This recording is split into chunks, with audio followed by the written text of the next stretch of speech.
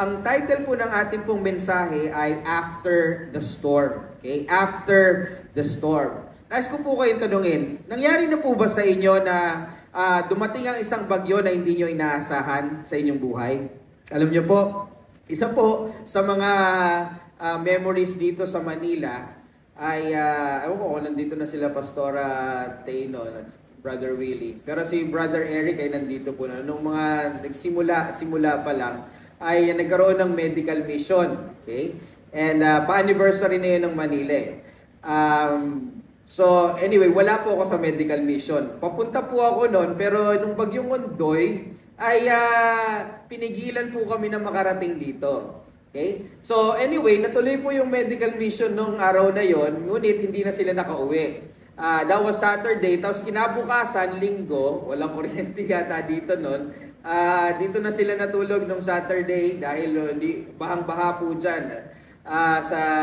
Dyan sa Recto, hanggang kahit yung, alam niyo naman po dyan, yung underpass dyan ay swimming pool. Pero nagawain pa rin kami. Pagkatapos nung gawain, nandun kami sa may parking, pinapanood namin yung mga bata nakatayo dun sa lamppost. At nagda-dive papunta dun sa tubig. Sabi ko, ang tindi ng mga batang ito. So, the people here were caught up. Anyway, sinakyan po namin yung LRT, kaya po kami nakarating dito. Gumagana po yung LRT noon. At so Sunday morning nagawain, and then after that ay humupa na po yung baha. We were able to go home, sakay po ng mga sasakyan. So hindi po namin ini-expect na darating yung bagyo. Nagplano po ng mahusay na may medical mission, nakarating na lahat, nag-prepare na lahat, ngunit dumating ang bagyo at na hindi po inaasahan. Alam mo, katulad po ng mga literal na mga bagyo sa ating pong bayan, meron po mga bagyo, malalakas na hangin at pagbaha po na nangyayari. May mga personal storms din po na dumadating sa ating pong buhay. Hindi po yan nagpapasabi. Okay? Buti sana kung nagpapasabi, nakakapaghanda tayo. Ano po mga klaseng mga personal storms yan? Ito po ay maaaring mga relationship na biglang nagkahiwalay, o kaya trabaho na inaasahan mo na biglang nawala. Meron po tayong kasama dito na bigla na lang siyang inalis dahil for whatever reason na hindi po niya maintindihan. But praise God that she was able to go back to the same company, tapos nabigyan po siya ng mas mataas na posisyon. So it was a wonderful testimony. So hindi niya po inaasahan yon. It shattered her for 2 weeks, but the Lord had a plan. Maaring yung mga plano natin ay hindi po na nagaganap, o kaya maaring yung mga kalusugan natin ay biglang nako-compromise, at yung ating pong puso at isipan ay parang punong-puno ng anxiety. So lahat po ng mga bagay na yan ay inaasahan po natin na magiging maayos. Sumusunod tayo sa Diyos, na lumalakad tayo sa pananampalataya, at biglaan na lamang ay darating ang mga pagsubok na ito o mga bagyoin na ito sa ating pong buhay. At ito po ang tanong na madalas po nating nasasambit sa mga panahong iyon. Iniisip po natin, sa atin lang pong isipan, Lord, talaga bang may malasakit kayo sa akin? Bakit nangyayari to? We often ask God, Jesus, do you really care? So kung natanong mo na yan, hindi ko napapataas ang iyong kamay, nais kong sabihin sa iyo, hindi ka nag-iisa. Sabi mo sa katabi mo, hindi ka nag-iisa. Okay? Marami pong nagtanong yan. In fact, yung mga disciples, yan din po ang tanong. Sabi nila kay Jesus doon sa boat. Okay? Dito sa verse 38, Teacher, do you not care that we are perishing? So, the disciples had that same question, at ito po'y nagbibigay po ng pahayag, at makaka-relate po tayo dito na sila po at tayo po ay may mga parehong experience. So dito po sa ating passage na binasa ngayong umagang ito, ay makikita po natin that Jesus doesn't just get us through the storms, He transforms us through it. Mag-i-amen dyan si Pastor Tay, tsaka si Brother Willie. Diba? Meron pong mga bagyo o mga pagsubok na inaalaw ng Lord sa atin Hindi dahil gusto niyang sirain tayo, hindi niya dahil gusto niyang parusahan tayo, kundi hinahayaan niya yun na maranasan natin para magkaroon po ng transformation sa ating pong mga buhay. So as we look dito po sa Mark chapter 4, ay makikita natin na meron pong tinuturo ang Diyos sa atin. Na hindi lamang po doon sa storm, but even after the storm. Kaya po yan ang ating title ngayon. Now, the big idea here is that Jesus may not always stop the storm before it starts, but He is always present in it. Amen? He is always powerful over it. And He is always purposeful through it. So, tingnan po natin ang 4 na mga bagay na matututunan po natin mula po sa passage na ito. Okay? So, let's jump right in. So first thing about the storms is that storms come even when you're obeying Jesus. Okay, sabi dito ni Jesus sa verse 35, let us cross over to the other side. So ito po yung isang bagay na madalas po nating nakakalimutan. Hindi po natin na bibigyan ng pansin. Yung storm ay dumating hindi dahil nag-disobey po yung mga disciples. Yung storm ay dumating pagkatapos nung sila ay sumunod kay Jesus. It came after a direct instruction from Jesus. Hindi po nagkamali yung mga disciples sa pagsunod. Hindi po sila naligaw nung pupuntahan. They followed the command of their Lord and Master. Pero makikita natin, in spite of that, they still ended up in the middle of a storm. So, ito po yung nagbabahagi sa atin ng isang napakahalagang paalala. Obedience doesn't exempt us from storms. Naniniwala po ba kayo dyan? Diba? Hindi dahil nag-o-obey ka ay wala nang mga pagsubok o mga bagyo na darating sa iyong buhay. But, it positions us for revelation. Anong ibig sabihin yan? You can be in the center of God's will and still be caught in the middle of chaos. Okay? Pero sa kabila po ng mga pangyayari ngayon, ay meron pong layunin ang Lord sa ating pong buhay. Sabi mo sa katabi mo, may purpose si God. Okay? Yan ang pagkakaiba natin sa mga walang pananampalataya sa Diyos. Dahil para sa iba, ito ay mga bagay that randomly come. Pero dito, alam po natin na hindi basta-basta ito darating sa buhay kung walang pahintulot ng Diyos. Bakit naman, Pastor? Bakit naman ako pahayaang dumaan ng Panginoon sa mga pagsubok? Okay, tingnan niyo po itong quote na ito. Jesus did not promise a storm-free life. He promised a storm-proof presence. Amen? So darating ang mga bagyo sa iyong buhay, pero hindi ka nag-iisa. Minsan iniisip natin, kung magiging matapat ako sa pag-attend sa church, kung magiging matapat ako sa aking pagbibigay ng tithes, o magsaserve ako sa ministry, di ba lahat ng bagay sa aking buhay magiging mapayapa? Tama? Hindi. Ganun ba ang pangako ng Diyos? Kasi Pastora Bet ay natatawa. No? Alam natin yan na bahagi ng buhay dito sa mundong ibabaw ang mga pagsubok at problema.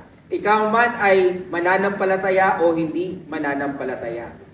Now, minsan iniisip natin na parang nag-sign up tayo ng isang spiritual insurance plan na walang trials at walang mga pagsubok at unlimited blessings ang mangyayari sa ating pong buhay. Pero hindi po ganon ang pangako ng Diyos. Hindi dahil naging mananampalataya ka ay wala ng problema. Ano ba naman yan, Pastor? Kaya nga ako naging Christian eh. Hindi ka naging Christian dahil gusto mong ma-exempt sa mga problema. Anong sabi ni Jesus? Let us go over to the other side and expect sunshine. Ganun po ba ang sabi niya? Pumunta tayo sa kabila at magiging mapayapa yung ating biyahe. Hindi, ang sabi niya lang dito, let's go to the other side. So, ano pong tinuturo sa atin ito? Marahil, lahat ng bagay na ginagawa mo ay ginagawa mo yung tama. Sinusunod mo yung dapat. Okay? Pero, ang buhay mo ay nakakaranas pa rin ng mga bagyo. This is what I want you to do. Take heart.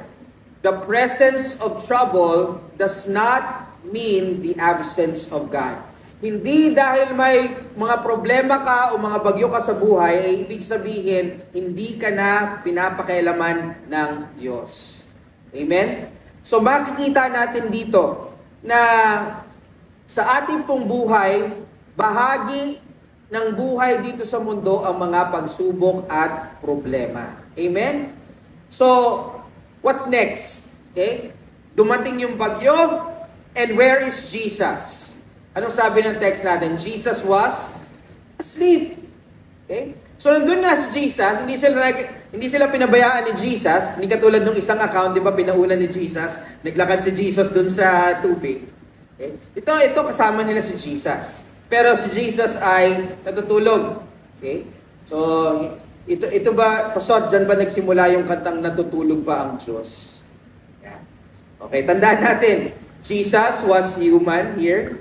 And after a day of ministry, marahil yung kanyang katawan ay pagod. Kaya natulog siya habang nagbibiyahe. Pero meron pong magandang lesson na makikita po tayo dito.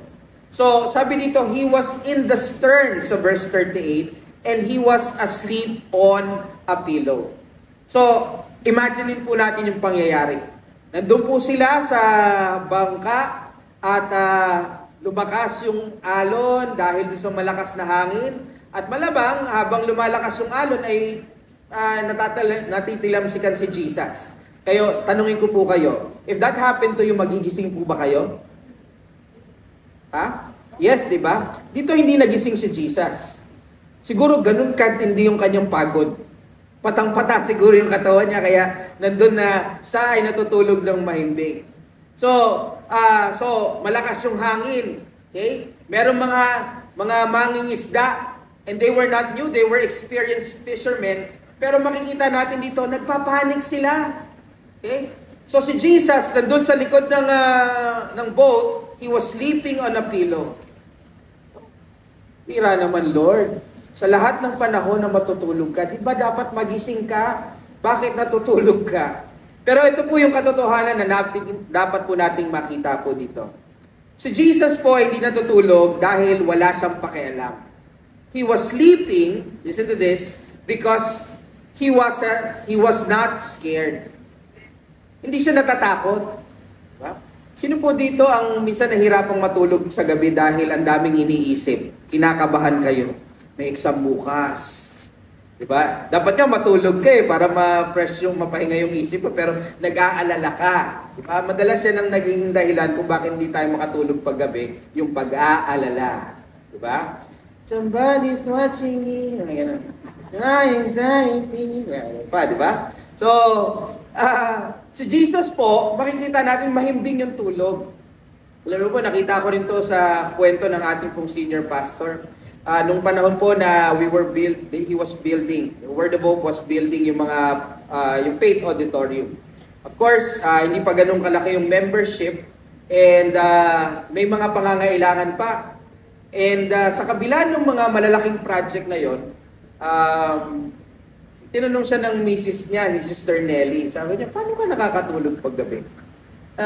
Ang pananampalataya po ng ating pong senior pastor, kung ito ay gawain ng Panginoon, ang Diyos ang bahalang mag-provide ng pangangailangan ng kanyang iglesia. Amen? Hallelujah. Palampakan po natin ang Panginoon.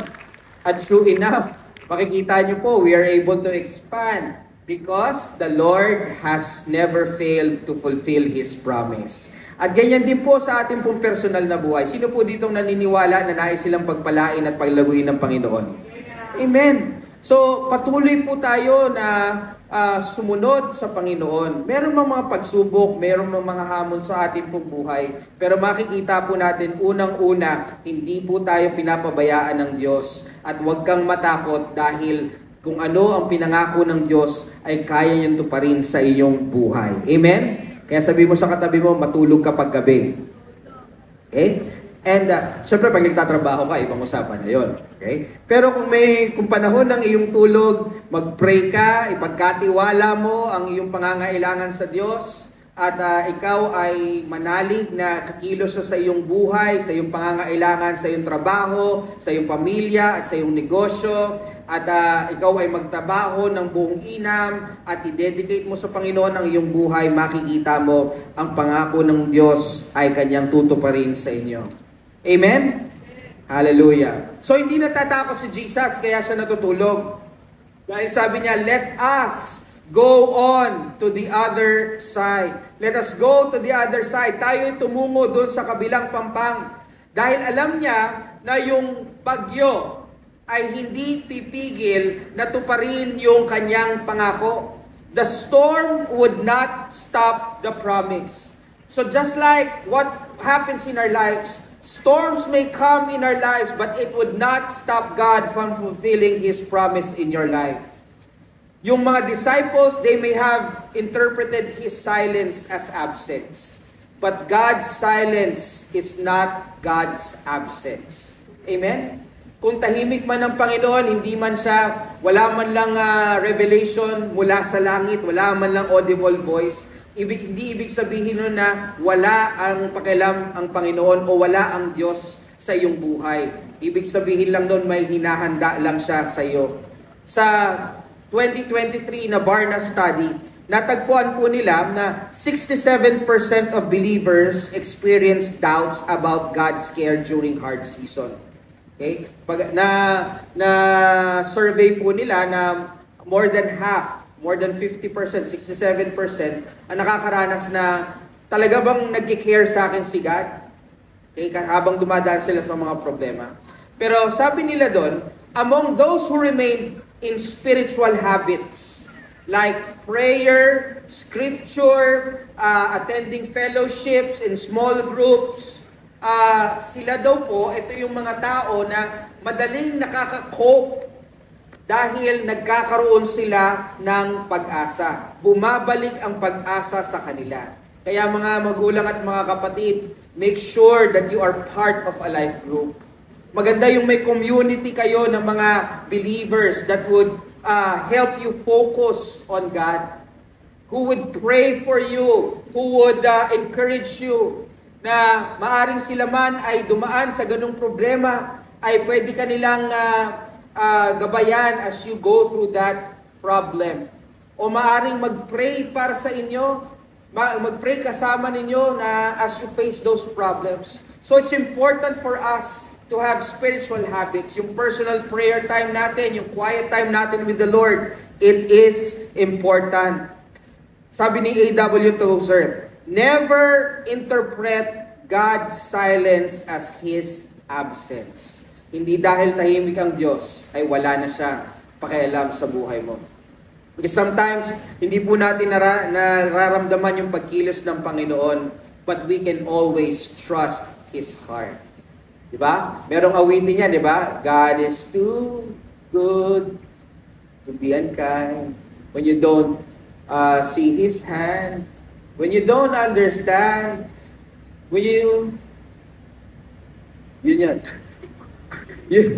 Hindi mo nakikita man yung kamay ng Panginoon, you can always trust God's heart. Ang nais ng Diyos ay mga bagay na para sa iyong kabubuti. Hindi para sirain ka, ngunit para turuan ka na magtiwala at maranasan mo ang kanyang kapangyarihan. Amen? Hallelujah. So when God is silent, okay, when God is silent, He is still in control. Even when He is still our Savior. So yung mga disciples ay ginising po ang ating Panginoon. Ginising nila siya dahil natatakot sila. They woke Him up not out of faith but with fear. And then something powerful happens. Sabi po sa verse 39, He arose and rebuked the wind. Sabi niya, peace, be still. And there was a great calm. Nagkaroon po ng kapayapaan. Si Jesus po ay hindi po nagpanik. Ha, talaga? Malulunod na ba tayo? Di ba sabi, napupuno na yung barko yung bangka Sabi, hindi nagpanik si Jesus. Tumayo siya. Okay? Hindi siya nag-pray ng isang napakahabang panalangin. Hindi niya inanalyze yung bagyo. Saan ba nanggagaling? Bakit ba ang lakas ng alon? Anong ginawa ng ating Panginoong Jesus? He simply speaks. He rebuked the wind and He spoke to the sea, "Peace, be still." And you know what happened? The storm listened. Nakinig po yung hangin. Nakinig po yung dagat at nagkaroon ng kapayapaan. They obeyed. Hindi po nakipag-argue. Hindi po nakipag-argue yung minsan yung mga tao nakikipag-argue pa kay God. Lord, bakit? Di ba? Natanong natin si God, bakit? Ba't kailangan kong gawin yan? Bakit ko kailangan bigay yung tithes ko? Bakit kailangan kong maglingkod? Paano yung ganito? Paano yung ganyan? Yung hangin tsaka yung tubig, they just obeyed God. They did not argue. Because the same voice, listen to this, the same voice that created the universe, the same voice that created the sea, the wind, is the same voice that is commanding them now, "Peace, be still." Di ba ang Diyos din ang lumikha sa atin? Now, allow God to have His word speak peace to us. Marahil tayo po ay maraming naririnig sa ating pong kapaligiran. Last week, grabe yung pagtaas ng presyo dahil dun sa gera. Pastor, may gerang nangyari, dami mga earthquakes, di ba? Sabi sa Bible yan. Pag-pray natin na wag mangyari. Alam mo, ito po yung dyan, ito po ay mga indicators that the end will come. Okay? Hindi po yung end na magugunaw na lang yung mundo. It is the end of the rule of man and the beginning of the rule of God. Yan yung makikita natin sa Bible. God will make all things new. Kung if you're enrolled in CGS, pinag-aaralan po natin yan. We believe that God will create a new heaven and a new earth. Kaya kung ikaw ay mananampalataya, mangyari man ang mga bagay na ito, hindi po tayo dapat kabahan. Ito po ay dapat magpatatag sa ating pong pananampalataya na ang Diyos ay tinutupad ang kanyang pinangako at gagawin ang kanyang plano, at ang kanyang plano ay hindi para sa ikapapahamak mo, kundi para sa ikabubuti mo at ikaluluwalhati niya. Amen? Hallelujah. So natural lang po na maramdaman natin yung takot, pero hindi po dapat takot ang maghari sa atin, kundi pananampalataya. So hindi lamang po nagsalita si Jesus dun sa hangin, pero meron din siyang binigkas dun sa puso ng mga disciples. And that same voice is speaking to you today. That same voice can calm the storm in your life today. So, maring sinasabi mo, Pastor, paano kung ayaw pakalmahin o ayaw patahimikin ni God? Kung hindi patahimikin ni God yung mga sitwasyon sa aking paligid. Okay, maaring yung paligid mo ay hindi magbago. Maaring magpatuloy yung gera. Okay? Pero meron pong kapayapaan na binibigay ang Diyos sa atin. Amen po ba? You may not be able to change the weather. But if you let Jesus speak, He can change your heart posture in the storm. Na sa kabila ng sa halip na ikaw ay magpanik, ikaw ay mamuhay na may kapayapaan. Lord, alam ko na kahit ganito yung nangyayari, hindi mo ako pababayaan. Lord, alam ko na tumaas man yung presyo ng mga bilihin, ipagkakaloob mo yung aking pangangailangan. Lord, alam ko na may mga tao ba na mawala sa aking buhay, ay hindi mo ko iiwan o pababayaan. Lord, ayusin mo yung buhay ko, ayusin mo yung puso ko. Yan ang pinakamahalaga, mga kaibigan, mga magulang at mga kapatid. Yung posture. So nais kitang tanungin, kamusta yung puso mo? Payapa ba? Panatag ba sa Panginoon? O lagi pa rin nagre-react sa mga pangyayari sa iyong paligid? Dito makikita po natin na natapos po yung storm. Natapos yung bagyo na kanilang pinagdaanan. Tumahimik yung dagat at wala na po yung kanilang danger. They're out of danger. But something deeper has happened. So number 4, after the storm, what would happen? You will know Him deeper. Pagkatapos ng pangyayaring ito, mas makikilala mo ang ating Panginoon, ang ating Diyos. sa mas malalim na kaparaanan. Sabi po sa verse 41, "Who can this be that even the wind and the sea obey Him?" The storm ended, pero yung kanilang paghanga sa ating Panginoon ay nagsisimula pa lamang. Before this, they had known Jesus as teacher. Isang mahusay na mangangaral ng salita ng Diyos. Isa siyang miracle worker. Isa siyang manggagamot. Pero ngayon, na-realize nila, sabi nila, even the wind and the sea obey Him. Na-realize na ngayon, hindi basta-bastang tao ito. Ibang kapangyarihan ang meron ng ating Panginoon. He was the Lord of all creation. Hindi lang mga sakit yung may mga sakit yung gumagaling. Hindi lang yung mga nakapiring yung kaisipan ang nabibigyan ng liwanag. Pati yung creation, yung hangin at yung tubig ay sinusunod ang Panginoon.